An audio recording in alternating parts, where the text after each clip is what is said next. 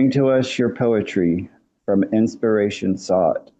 Come join us with your images, your verses, words, and thought. From here we'll share your balladry with those who do not know it. This platform's here for you to show the world that you're the poet. Welcome to episode 68 of You're the Poet, the poetry podcast featuring you. I'm host Matt Burgio, and I'm here with co-host Phil Burgio. Phil, welcome. Happy to be here. Here at You're the Poet, our purpose is to share our love of poetry with the world and invite you to do the same. We want to start by saying thank you to all of our listeners who have made You're the Poet possible. We hope you enjoy the podcast and the poetry that is shared. If you've written any poetry and you want to share it here, whether you just have an interest in poetry, consider yourself an amateur poet, or are a professional poet with published works, contact us to be a guest on a future episode. Our featured guest for this episode of You're the Poet is returning guest Tara Hicks, who is joining us from Scappoose, Oregon. Tara, welcome back to You're the Poet. It's a pleasure to be back, Matthew and Phil. Thank you. Yeah, it's great to be talking with you again and hearing some more of your poetry. To start things off, I'm going to share a classic poem for the episode. Sometimes I'm looking for obscure poets to highlight here on the podcast. And this episode, I'm going with Queen Elizabeth I of England. She lived from September 7th, 1533 to March 24th, 1603. She was the Queen of England and Ireland from her coronation on November 17th, 1558 until her death in 1603. She kind of had a rocky start to life. She was the only surviving child of Henry VIII and Anne Boleyn. And of course, Henry had Anne Boleyn executed, and then Elizabeth was considered illegitimate at that time. But then Henry put her back in the lineup when she was 10 to be in succession. But when Henry died, her younger half-brother became king. And then when he died, instead of it going rightful to his half-sisters Elizabeth or Mary, he handed it over to his Protestant cousin. And then she ruled until she died. And then finally, Elizabeth came into succession.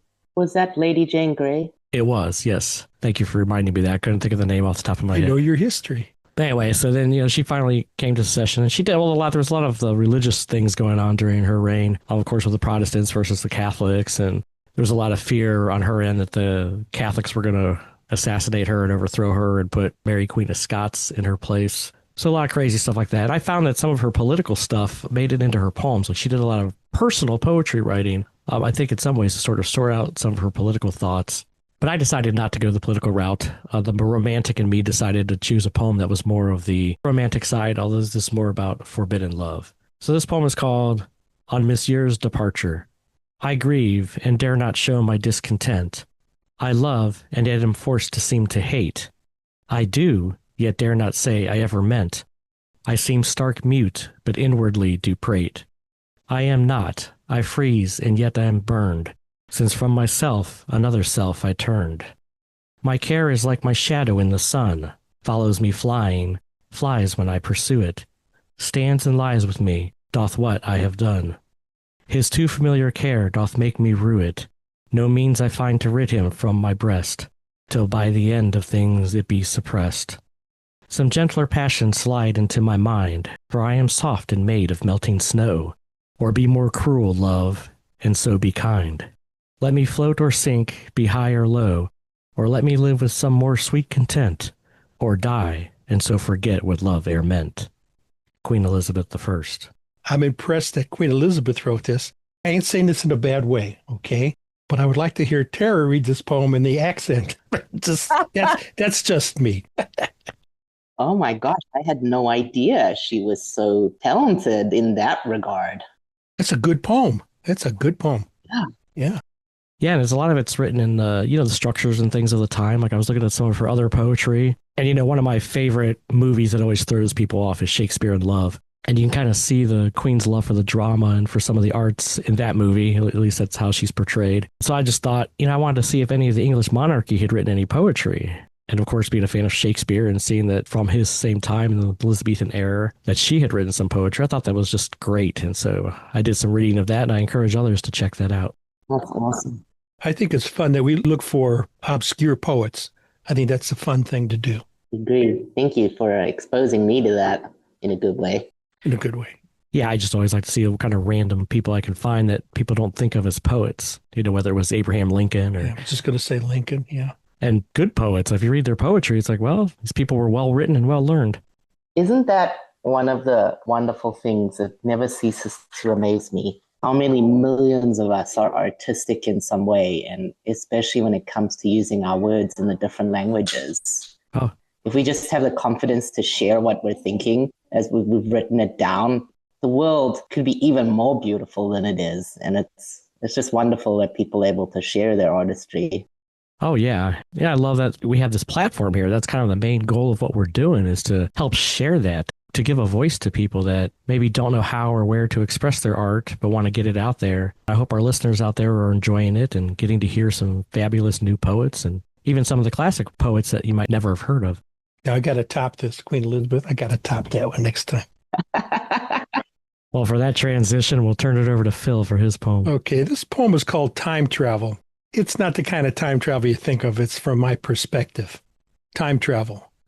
I see the future every day from yesterday's perspective. I can see the progress that we've made, a vision of growth come what may. Every day I see something new that wasn't here before. Each passing hour reveals a sight that comes for future view. What will time bring in the morn? This I cannot say, but I will see the future if I wait until the next sunrise is born. If growing old has one good theme, it gives me a chance to see what's next, a family growth and changing scenes, to see what wonders the next day brings. Philip Burgio. All right, thank you. That is beautiful. It's so hopeful. Thank you. It's incredibly hopeful. And I love the line, to see what wonders the next day brings. I love how it's forward reflecting. You know, we talk about a lot of reflective poems on here and like looking back and looking in. And I like how you're looking ahead, but using yesterday's or today's perspective, you know, looking ahead about what the future brings from today's perspective. I think that's such a neat way to look at it. I have no idea what inspired me for this poem. It just popped in my head. I think of it as hoping for peace, Oh, yeah, always. peace of mind, all of that. Definitely. All right. Well, from here, I'm going to share my poem for the episode. I'm kind of going back to that forbidden love concept like Queen Elizabeth. This poem I wrote some years ago was actually inspired by a dream. I had this vivid dream and I was like, I want to turn this into a poem. I originally had actually written the dream down. It was so vivid. And I decided that I'll take that dream and I'll write it into a poem. Because during the time where I was writing a lot of poetry and trying different things. This is called Forbidden Love. Into the hall she quickly ran, her lover spotted there. And just before the lights went down, he caught her longing stare. Within the darkness all time stopped, as star-crossed lovers kissed. Though any passer-by that blinked, the scene they would have missed. For with the raising of the lights, the one returned to two, and went along their separate ways, a pain in truth they knew. Forbidden was this love they shared, a love no one could see. So hidden their love must remain, if it is meant to be. Matthew Burgio. Again, Matt, I get that 19th century feeling from your poems. You're an old soul. Mm-hmm. Romeo and Juliet. Yeah. I think this was during a time when I was watching Shakespeare in Love pretty regularly, because I used to watch that a lot to find inspiration, because watching that movie always inspired me to want to write. And I think it's one of the great love stories out there, although I always describe it as having the Casablanca ending, where the lovers don't actually end up together. I think it also speaks to probably a longing for us to find something sacred and secret and passionate, that's just ours. Right. You say it so well. Well, thank you. I like that analogy about the Casablanca ending because that's one of my favorite movies. They'll always have Paris. Actually, I've never seen it. Oh, really? Yeah. You got to see Casablanca. That's a longer black and white, isn't it? Yeah. Yeah. Back in 1941, Humphrey Bogart, Ingrid Bergman. I'm a rare breed in that I don't normally enjoy the older black and white movies for some reason. Well, if it makes you feel better, they have colorized. There's a colorized version too, but it's not the same. The only thing I remember about the colorized version is like, hey, I got a tie just like that. Yes, it's a good story. I mean, I just listened to a podcast, shout out to this podcast, What Went Wrong Making the Movies, and Casablanca they wrote it as they went along. It was very interesting. Really? Yeah. They wrote the script and everything as they filmed? Well, yeah, it came from a story, but they kept changing it and rewriting it. And what do we got today? Well, here's the script for today. Oh. So, wow. Check out the movie. I think you'll like it. I will. And of all the gin joints in all the world, she walks into mine. What's funny about that is that also reminds me of Shakespeare in Love as he's writing Romeo and Juliet in the movie where he keeps changing it and, or he's telling her like, well, what are you going to do in act 2 or scene 2 when she meets her true love? And she's like, oh, I don't know. I haven't read it yet. And he's like, well, I haven't written it yet. He's kind of like writing Romeo and Juliet in the movie as his love progresses between him and Viola throughout the movie. Awesome. I thought that was funny. If you haven't seen that one, I recommend Shakespeare in Love. It's a good inspire you movie for writing. It is. It is actually my husband's favorite movie. Oh. So we watch it regularly too. Nice. It always throws people off when they ask me like, oh, give me your top 5 favorite movies. And I'll be like, the Lord of the Rings trilogy as a whole. I'll talk about like the original Star Wars trilogy, maybe Rob Roy. And I'll be like Shakespeare in Love. And they're like, wait, what? Like, it always throws them off. So. There's not a chick flick because there's swords involved. So I don't look at it as a chick flick. Well, it's like mentioning the original Highlander as your favorite movie, right? It's just different. Right? Yeah. Yeah. Throws people off. Anyway, all right, from here we're going to turn to our guest portion of the episode. Tara, you're the poet. Show us what you've got. Well, hi there. Well, going off of your themes of romance and trying to keep it lighthearted, I thought I'd read the first in a project I'm working on, and the chapter's called In the Beginning. So I've been inspired by all the amazing cosmic events that we've been experiencing lately.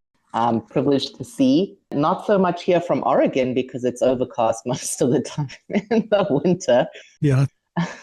We've missed them here too because of that. Yeah. So lying in bed and imagining all sorts of romances going on. So I will read you Sequins for Earth. How small we are, living on this rock in our tiny solar system in the Milky Way. Many turn to their gods for comfort, for guidance, and they try to understand the meaning of life, to live a good life, and that is good.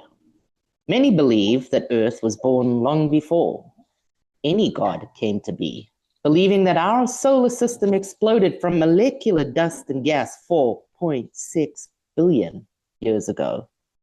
Our solar system is but one of billions in the Milky Way. The Milky Way is only one of billions, perhaps trillions of galaxies within our cosmos. Our cosmos may stand alone, or it may lay nestled in a multiverse. There is so much we do not know. Our colorful marble is but a young actor on the only stage we do know. And we are just sequins on his costume, shining brilliantly in an epic cosmic love affair. By Tara Hicks. All right. Thank you for sharing. I like that. Thank you. I like that. Some of my favorite lines are at the end there. We were talking about our marble being out there is like the only stage that we know, and the vision of the sequins on the universe. I like those two images there. Thank you. Well, that's partly inspired by NASA Science has tons of free domain pictures out there. And the beautiful pictures of Earth seen at night from the space stations and such, they're bright lights that we give off. And when you think about it, I think it was Louise Leakey gave a talk on NPR. She's one of the descendants of the Leakeys, who are famous anthropologists. She was saying that if you picture the length of life on Earth as a roll of toilet paper, nice big roll of Charmin soft toilet paper, human history is only the last 2 millimeters on that entire roll. So when you think of us as being in the blink of an eye, we really are as frivolous as sequins on a dress. It's crazy to think about that. I really wish more people would ponder that. It was reminding me, we were up there at the Armstrong Space Center, Space Museum up there in Wapakoneta, Ohio, and there was a board or whatever they were talking about. I forget what they call it. There's actually a name for it, for people that have seen the Earth from space, and this sort of like introspective reflection they get about how small we are, and that that we're not seeing individual countries, and that the whole concept of we're all in this together. When you're looking out and there's the Earth out there by itself, floating out there in the cosmos, you sort of forget about all the strife that we're having here, and that, you're not thinking about your different countries or your different, what's going on politically and all that we're all in this together, that here we are, the Earth is one unified thing out there, our little marble floating around. Our little marble floating around. Yeah. And they say that so many of the astronauts and things that have been out there, they all kind of have this feeling, and they actually gave it a name, and I apologize, I can't remember the name of it. We'll have to look that up. Yeah, we'll need to look that up. It's really cool. Yeah. Tara, give us another one. Well, this is going to follow in the same theme because it kind of continues the story. And I guess if anyone has ever read anything I do, I like to tell stories. Don't know how well I do it, but it's fun. This one's a little more cheeky. It's called Miss Universe. In the beginning, supposedly, a hot, dense singularity feeling too small suddenly expanded rapidly. The speed and scale of this expansion allowed energy to cool and form matter. She mattered. 13.8 billion years ago, the singularity could not have imagined she would continue expanding, creating matter, subatomic particles, hydrogen, and helium. She only knew she had to grow. Gravity took all these elements, causing collisions to form stars, solar nebulas, and galaxies. As the density of her universe continued to expand, she set the stage for the greatest cosmic play imaginable, introducing a company of actors born from a solar nebula with our galaxy, the Milky Way, by Tara Hicks. Very nice. Thank you. I like how you personified her there. I like that. I think she's a diva. I like the way you deliver, too. Your delivery is great. Thank you. Yes, diva is the word I was actually looking for. I definitely was picturing her as the diva as you read this. So very nice. And again, I like the imagery of the actors on the stage. I like that whole concept. I think that's just the fine arts person in me. But Yeah.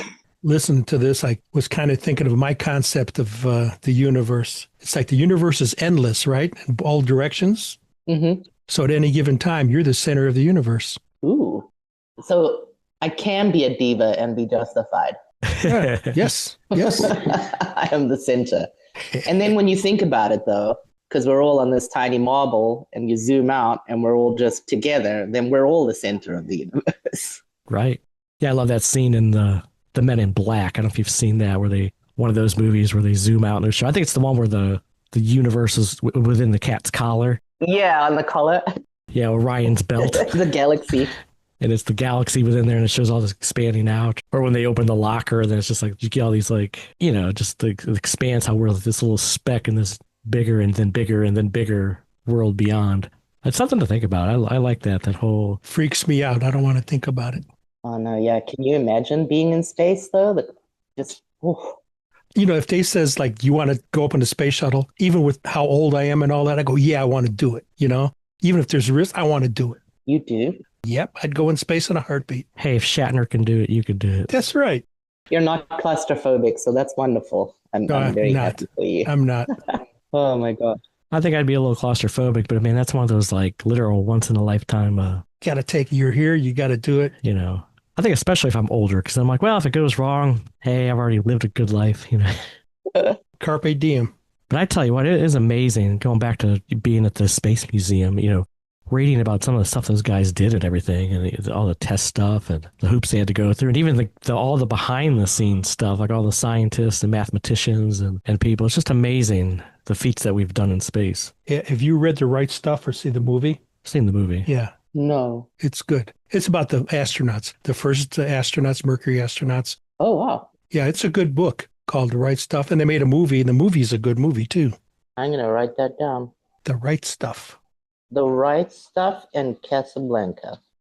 All right. Well, before we hear another poem, give us a little update about what you've been up to. I know you've been doing some creative endeavors, and actually, I want to give a shout out. I know you've been doing a lot of work for us with our You're the Poet community page on Facebook, helping us be a moderator and help approve some things. And more importantly, though, also being a avid commenter on there and reacting to people's poems and leaving some comments. So I know that Phil and I greatly appreciate that and all the work you've done helping us with that. So thank you. Oh, thank you so much. For the listeners, I had a pretty serious surgery and kind of down and out for 2-3 weeks. So felt a bit bad about that because you don't want to focus on too much, or it's too exhausting when your body's healing. But it's so much fun reading what they put out there. And when you write your own stuff and you've been putting it out there and you're reading it live on podcasts right now, as am I, it's kind of daunting. And people aren't always kind when they respond to what you put out there. But your group, this page, our community page that we have is very nice and respectful. And everyone just genuinely cares about the art and we're propping each other up. It's a lot of fun. So thank you very much. And thanks for the shout out. I think you did one on a previous episode as well. I was like, yeah. We're close to 1,000 followers on that You're the Poet thing. Well, congratulations. And second year anniversary, right? Yeah. Coming up, coming up. Yep. March 26th, I believe, be the 2-year anniversary. Very cool. Tell us about you. What have you been up to? I have for the last couple of months really just been preparing for lying down for 2 to 3 months as I recovered. So I've been writing quite a bit. I did something brave and entered a chapbook into Button Poetry's contest. Never done that before. So if it doesn't win, which it probably won't, then I'll try to publish that. But it's called Doors, A Journey of Discovery, kind of autobiographical. And I'm playing with this concept of personifying the cosmos and the planets, and in the process, learning a lot about astronomy. And now I want a really fancy telescope, which I'll never be able to afford, but would really love one. Nice. Yeah, we had the same problem here with like the blood moon and the planets in alignment. It's like clouds. Oh, we're in Ohio, you know? Yeah. The planetary parade was last weekend, and I really wish I could have seen it. I got to see some of that last year when there was a number of them that lined up. My wife and I took a little side thing with some of her family members, went out to a park, and, you know, it was nice to have her nephew there and, trying to share that with him and, show him the stars, and we had binoculars and things. It was a lot of fun just to go out and check it out. Yeah, it's beautiful. I think we chatted about that. I saw that as well driving up to Seattle one morning for work. I think it was in August. Might have been. Yeah, maybe. Did we talk about that with you? Well, maybe we did talk about that here on the podcast. I don't know. Yeah, we did. We did. Well, last time I read a space poem as well. I think I'm a bit obsessed right now. Hey, we know you love that sci-fi and that space stuff, so it's okay. Oh, yes. Speaking of which, probably off topic, but with all the writing the plays as you go along, Star Trek Voyager has an episode where they crash land on a planet that has two rulers warring, and he needs his bards to write a play, and every night they have to give a new act, and the story is evolving as it comes along, and they write about Voyager. Let me write that down because I'm a Trekker, but I haven't really got into Voyager too much. Voyager and DS9 are the best. I like DS9. Just finished it again. Very cool. I haven't been doing too much, Matt, because I can't. I've been dreaming a lot, and I think that's good for a poet. Oh, yeah. I think this whole experience either A, gives you a chance to write or to think about topics and stuff. You don't have a whole lot going on. I know cabin fever can be bad, but sometimes it gives you a chance to do some writing or pondering or reflection, which could be good for the poetry world. Yes. Yeah, so I've written a lot more serious poems as well, but the lighthearted stuff is fun to plug in there, which is what this project is. Yeah, we talk about that we need some more uplifting stuff. Like as Phil was mentioning earlier, some of it gets deep sometimes. Yeah. Okay, Tara, give us another one. Okay, well, we heard that we're all sequins, and we heard how Miss Universe is a diva and how she came about. So now we're going to look at galactic proportions and see how the galaxy came to be. Galactic proportions. 4.6 billion years ago, a giant solar nebula suffered a gravitational collapse. Allegedly, all because a nearby star dared to throw a supernova in a highly populated section of our cosmos. This nebula collapse may have been instigated by a spectacular shockwave from the alleged supernova, coincidentally adding heavy materials to the debris field. As the nebula imploded, it expanded faster and heated up to form a protostar, causing the surrounding debris to flatten into a spinning protoplanetary disk. Dust particles began to collide and bond, growing into pebbles, then rocks and boulders, eventually becoming planetesimals. The spinning disk became more volatile as collision after collision caused the planetesimals to grow into protoplanets. And so, we suppose, our solar system was formed. By Tara Hicks. All right, thank you. I was getting the impression of mythology, like all those entities were Greek mythology. This god, that god, this titan, things like that. That's good. I'm aiming for that. Oh, okay. And it worked. Thank you. Yeah, along those same lines, I love the line how you sort of get that double meaning with allegedly. Allegedly, we don't necessarily know for sure as scientists, but then the way it comes off as the poem is allegedly this star threw this supernova into this area of our galaxy. And I was thinking the same thing Phil did. That there's these entities at play that like they're like, taking this supernova, throw it in there, then the chaos ensues. Almost like some galactic snowball fight. Yeah, that's good. Yes. The galaxy is going to create, the rest of the story, all these planets that we have with their various means. And some of our planets are divas. Some of them are they, thems. There's a cosmic love affair as the story unfolds. But yeah, the history, there's so much we can know from what our scientists are telling us, but we can't prove any of it really.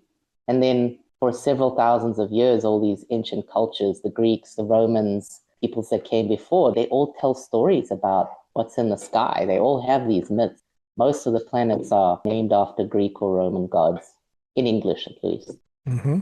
Yeah, I'm reminded of this whole concept that I recommend maybe checking out sometime, maybe after you've completed, just so you don't, like if you don't want any sort of like outside influence in your inspirations. But I believe Ryan Morgan, in his book Elementals, or at least in poetry that he's written, has written sort of a series on the different planets. Ooh. I know he shared his poem Uranus and some of his other poems from Elementals on, I want to say, episode 38 of You're the Poet. Yeah. But I know he's done a whole series of them with the different planets. And so if you're into the cosmos things, might be something you'd enjoy checking out. Oh, I'd love to, yeah. And Ryan is a really talented musician and lyricist and poet. Yeah, he's good. He is, and I made the joke, even though I'm serious, I wish he would come out with an audio book of his poetry. I want to hear him read his poetry. That would be lovely. I love his accent when he reads the poems. Well, and he's so animated and everything, too. Yeah. Tara, give us another one. Thank you. All right. So this is off topic. I think I did post this live on our community page, but I saw Brandi Carlile last night, and she's an amazing lyricist. So I want to be Brandi. We can all be Brandi. Circling the drain, bawling at the story, all of the lines upon my face. And suddenly, we're there, in the thick of it, feeling the snare and the bass reverberate, tate, tate, tate, tate. People are crying and swaying and singing. The kids are safe. This isn't a dream. Thousands of people throng the atrium to experience the songbird of time. We all believe in love, love in every which way. We all want peace, peace of mind. We all dream of acceptance. And she smiles a smile that begins in her eyes over and over again. Gosh, what a woman. Gosh, what a band. Gosh, what a way to win my heart. What a way to please me. And I am having fun in the thick of it, feeling the snare and the bass reverberate. Tate, tate, tate. And she smiles a smile that begins in her eyes over and over again. She talks with us, laughs with us. She shares her life with us, lives her life like us. She celebrates the human in us, like hatred isn't a part of us. We all belong. We all can feel it. We all belong. And now we know it too. And she smiles a smile that begins in her eyes over and over again. And I am having fun in the thick of it, feeling the snare and the bass in the thick of it, swaying, singing, living, loving life. By Tara Hicks. Wow. I like that line, the smile starts in her eyes. It really does. Well, Phil, I'm glad you asked her to read another one because that was great. Good. Now, who's that artist again? Brandi Carlile. She's a Washington-based artist and a humanitarian. She has a charity. She's Time Woman of the Year. She has a band called The High Woman, the Brandi Carlile Band. She just kind of stands up for everyone, right? Marginalized people, stands for peace and stands for love. Okay, I'll have to check her out. She's a good storyteller. Sure, there's some YouTube videos. Yeah, and she sings with Elton John. She's just beautiful. Okay. Very cool. We'll have to check her out. All right. Well, before we move on, is there anything else you'd like to share about poetry or your poetic journey?